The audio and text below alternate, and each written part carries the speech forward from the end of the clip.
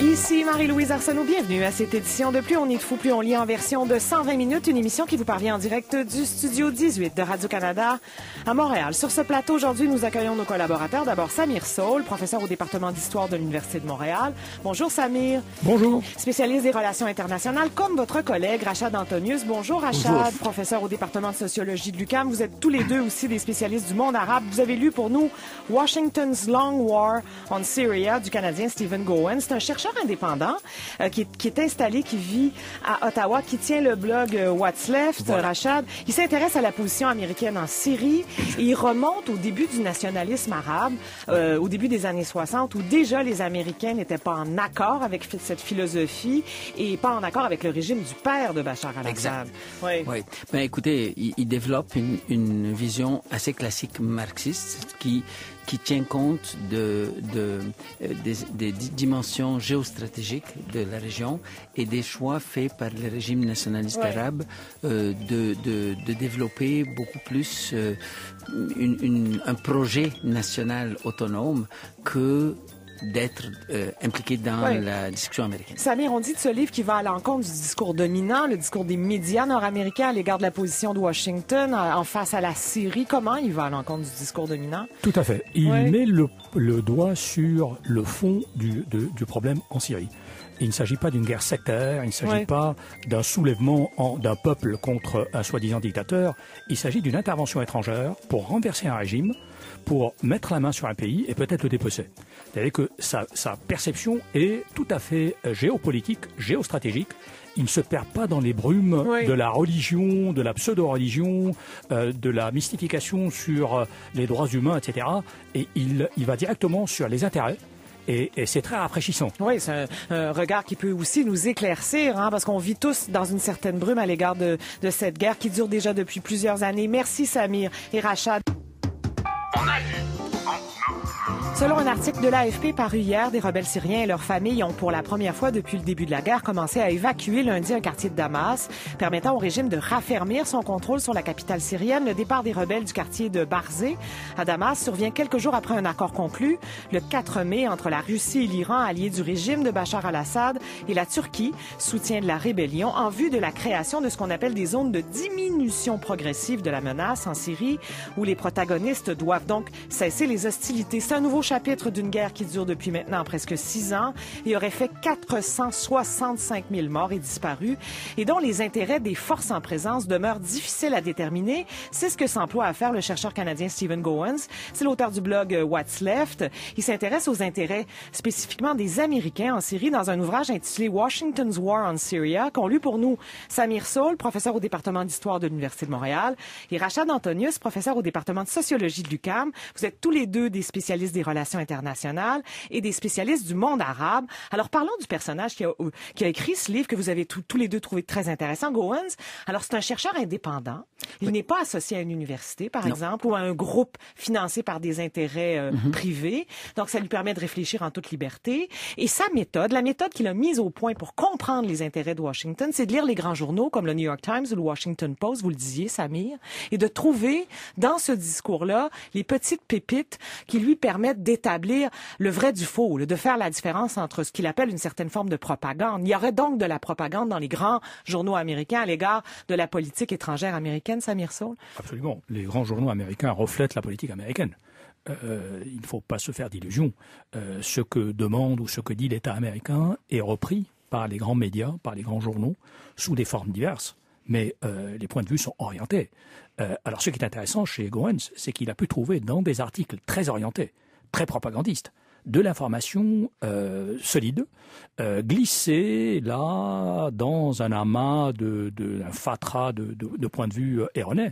Mais c'est assez fascinant parce que pour moi, comme chercheur, je ne regarderai pas ce genre de journaux pour me renseigner sur la question sur ce qui passe. Qu'est-ce que vous regarderiez, vous, Samir? Parce qu'on est tous, disons, dans un certain brouillard à l'égard de la situation syrienne. Là. Qu'est-ce que vous regarderiez? Vous regarderiez des journaux arabes? C'est une question très, très importante et qui nous laisse, comme chercheurs, face à un sérieux problème.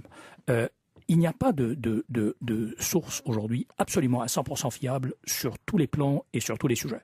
Il faut glaner.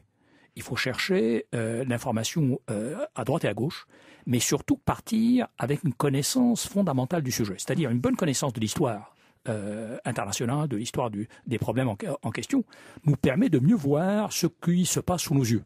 Parce que nous sommes bombardés, inondés de toutes sortes de détails. Alors, qu'est-ce qui est valable, qu'est-ce qui n'est pas? Quel est le critère? Le critère, c'est notre connaissance de la région, de l'histoire, des comportements des uns et des autres, des intérêts en jeu, qui nous permet alors de déterminer ce qu'il y a de valable, ce qu'il y a de moins valable, ce qui est nouveau, ce qui est ancien, ce qui est de la pure propagande. Ouais. Il faut avoir une formation pour comprendre le monde compliqué. Surtout qu'il y a très peu de journalistes sur le terrain en Syrie, quel beau lapsus, depuis déjà plusieurs années, Rachad Antonius. Oui. Bon, il remonte, justement, il fait ce détour par l'histoire, Rachad Antonius, et l'histoire du nationalisme arabe, pour expliquer la position américaine. Exactement. Oui. En fait, ce qu'il fait un peu plus largement que ça, c'est qu'il propose, il y a deux aspects importants de ce livre. D'abord, il y a une perspective, ensuite il y a des faits. Et les faits sont mieux interprétés à cause de la perspective. La perspective, c'est une perspective à long terme. À long terme, c'est pour ça que le livre s'appelle Washington's Long War on Syria. Et donc, il regarde ça dans la durée. Et dans la durée, depuis les années 50, il y a une volonté américaine de détruire les éléments, les tendances nationalistes et laïque dans ce pays et dans la région en général. Ah oui. Et tout ça, c'est documenté. Tout ça, c'est largement documenté. Mais on ne le voit pas. Juste un petit exemple. Une citation de Brzezinski, qui est dans un journal officiel. Ça a été repris dans plusieurs journaux. Qui était Brzezinski, Rachad Antonius? J'arrive pas à prononcer ça. Zbigniew Brzezinski, qui était qui a joué un rôle, un homme, un politicien américain de premier plan, qui a joué un rôle très important dans les relations entre les États-Unis et la Russie depuis les 30 dernières années, et qui était un des architectes de la politique américaine en Afghanistan. Et qu'est-ce qu'il dit? Il dit, vous savez, nous avons commencé à aider les rebelles, et qui qu'ils soient, et certainement, ils ne sont pas en train de se battre pour la démocratie, compte tenu de leurs parrains, qui sont le Qatar et l'Arabie Saoudite. Alors, quand un homme de cette stature le dit, et que tous les journaux disent, les rebelles, ils se battent pour la démocratie, vous voyez, c'est là qu'on voit ce que Samir Sol disait tantôt, qu'il y a des faits, puis il y a des visions qui contredisent tous les faits. L'affaire, alors, pour les faits, justement, je voudrais insister là-dessus, parce que il y a 3 chapitres dans ce livre qui sont fondamentaux. Chacun prend un élément et il l'analyse à fond. Le premier, c'est le désir d'un changement de régime qui précède... on est dans le printemps arabe, on est en 2011, le fameux désir du changement de régime des Syriens. Là. Il remonte à 30 ans plus tôt. Oui. Et il montre comment, avec le règne du père, mais même juste quelques années avant, il montre comment les Américains ont contacté les courants islamistes, les groupes et les organisations islamistes, dont les Frères musulmans, pour planifier avec eux un changement de régime syrien depuis le début. Donc ça, c'est un chapitre. Oui. Un autre chapitre sur le mythe du rebelle modéré.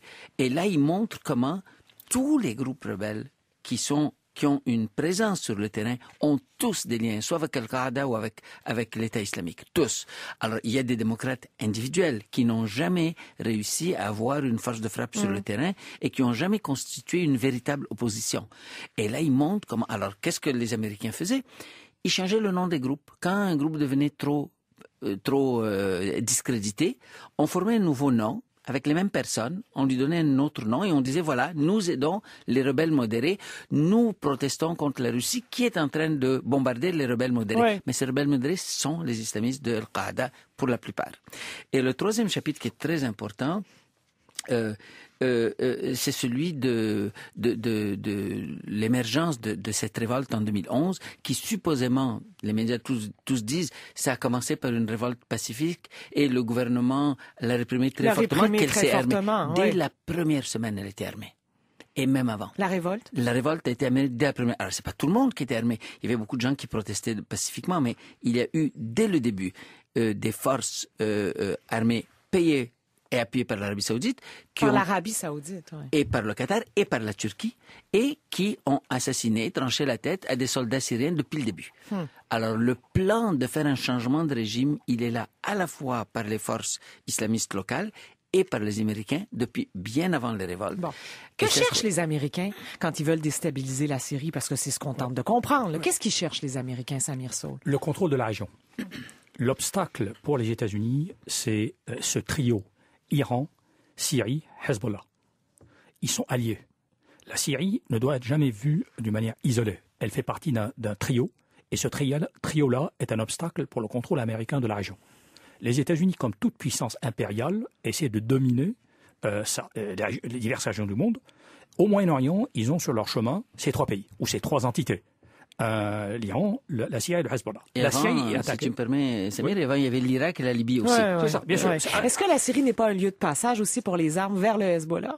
Elle peut l'être, mais c'est pas le seul canal pour armer le Hezbollah. Il s'arme lui-même très adéquatement. Donc l'attaque contre la Syrie est une attaque contre ce trio-là pour faire tomber l'obstacle, le dernier obstacle au contrôle américain de la région. C'est aussi un tremplin pour une éventuelle déstabilisation de la Russie.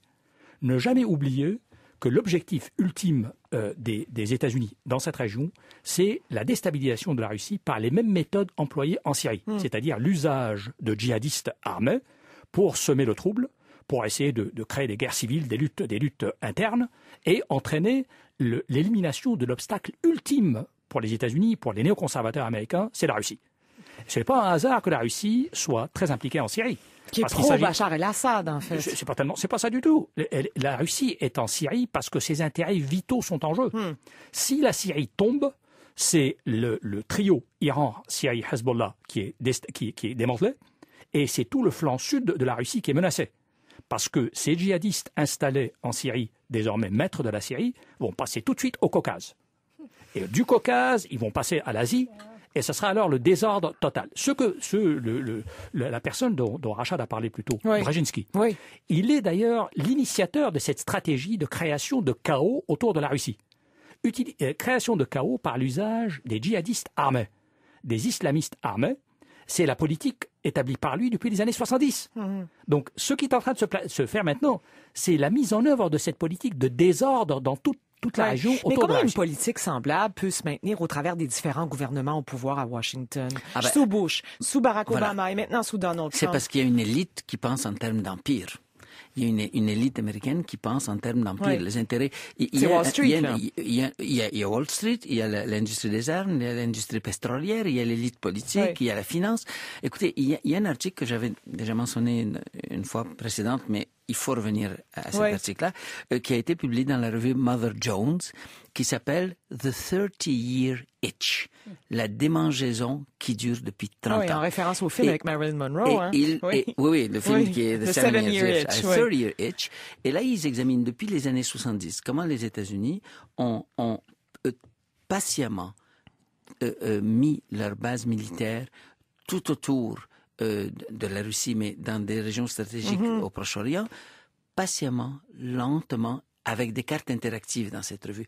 Il faut regarder ça pour comprendre cette stratégie. C'est comme une poursuite de la guerre froide, mais autrement, d'une certaine façon, Rachad. C'est beaucoup plus, c'est plus que ça. C'est un agenda impérialiste qui est toujours très vivant. Et comme la région du Proche-Orient est une région absolument stratégique à cause de sa position géographique et à cause du pétrole, elle devient un enjeu majeur de contrôle. Et ça, c'est depuis 50 ans ou 60 ans, et même certains diraient depuis 100 ans. Je veux dire, les Britanniques se sont alliés aux Saouds depuis les années 20. Et même avant. Et donc, il y a une... C'est un territoire que les Français et les Anglais se sont divisés aussi. Bon, les accords de Sykes-Picot. Bien sûr. Il y a plein d'éléments aussi qui peuvent expliquer... Il y a plein d'éléments, mais ce qu'il faut retenir... Oui, mais ce qu'il faut retenir de ça, c'est que ce sont ces dynamiques-là géostratégiques qui ont de loin le dessus sur les dynamiques locales, parce que les acteurs locaux, aucun des acteurs locaux dans ces pays n'a de position hégémonique. Aucun ne contrôle suffisamment, n'a assez de prestige, de légitimité pour imposer un ordre local. Ils sont instrumentalisés. Et donc, ça devient très facile de les instrumentaliser. Et parce que chaque fois qu'il y a un acteur qui est sur le point de gagner, ben, les perdants, il y a toujours quelqu'un qui va venir appuyer les perdants pour relancer la bataille. Et donc, on est dans un chaos perpétuel à cause de la valeur stratégique de cette région. Oui. Peu importe le nombre de vies humaines, peu importe l'atrocité qui a lieu depuis déjà de nombreuses années, on se sent totalement impuissant, Samir Soul, à l'égard de ce qui est en train de se passer en Syrie. C'est ça le pire aussi. C'est ça. C'est une énorme tragédie parce que c'est une guerre de type nouveau. Les guerres traditionnelles, c'était une armée qui traversait la frontière, qui envahissait un pays, qui l'occupait, etc. Ça, c'est la manière traditionnelle de faire la guerre. En Syrie, on met en œuvre un nouveau type de guerre, beaucoup plus dangereux, une guerre par procuration. C'est-à-dire que les tireurs de ficelles sont à l'étranger, mais les combattants locaux sont manipulés par eux, utilisés dans des intérêts géopolitiques très larges, très lointains, et la guerre elle-même est dénaturée, présentée comme étant une bataille locale, une révolte, un soulèvement pour la démocratie. Pas du tout. C'est une intervention étrangère. C'est une ingérence, une intervention étrangère de type nouveau. Au lieu d'envoyer son armée officielle, on arme des irréguliers, des bandes irrégulières financées par des États régionaux, financées par les puissances occidentales aussi, armées par les puissances occidentales aussi, qui font le sale boulot. Et font le sale boulot sur place de manière à ce que les armées régulières ne soient pas impliquées et que la population, l'opinion publique dans les pays occidentaux ne soit pas totalement indignée. Désinformée, bien sûr. Elle est désinformée, mais qu'elle ne soit pas indignée. Parce que les guerres traditionnelles... Juste l'utilisation des armes chimiques, c'était loin d'être la première fois que c'était fait, ce qui a justifié le bombardement américain il y a quelques semaines. Bien sûr, absolument. Bien sûr. Mais je veux revenir sur la question des vies humaines. On parle de la valeur des vies humaines, des vies perdues. Vous savez que pendant le régime de sanctions sur l'Irak, l'ONU a identifié qu'il y avait eu un demi-million, 500 000 enfants qui sont décédés au-delà des chiffres réguliers que la démographie prédit, à cause des sanctions. À cause des sanctions, et quand on a demandé à Madeleine Albright, qui était à l'époque, c'était quoi son poste déjà? C'était la secrétaire d'État. Voilà. Et alors, on lui avait dit, bon, est-ce que ce demi-million de vies valait la peine pour faire tomber Saddam Hussein? Elle n'a pas réfléchi longtemps, elle a dit oui, ça valait la peine. Elle a dit ça. Elle a dit ça, c'est consigné, c'est écrit. Elle a dit oui, ça valait la peine. Un demi-million d'enfants morts, ça valait la peine pour réaliser nos objectifs stratégiques. Oui, on est dans une situation à peu près semblable. Alors qu'on ne vienne pas dire qu'on se bat, nous, pour les vies humaines ou pour la démocratie. C'est pourquoi, pour les questions internationales et les questions de guerre, on mystifie beaucoup. Parce que ce sont des affaires violentes. Ce sont des affaires où le sang coule. Parce qu'on ne veut pas porter l'odieux, bien sûr. Et on ne veut pas que notre opinion publique nous critique. Parce que les États qui sont les maîtres d'œuvre de cette affaire sont de grands responsables. Et ces responsables ne veulent pas porter leurs responsabilités. Alors, à lire absolument Washington's Long War on Syria de Stephen Gowans. C'est paru chez Baraka Books. Rachad Antonius et Samir Soul. Merci beaucoup de l'avoir lu pour nous.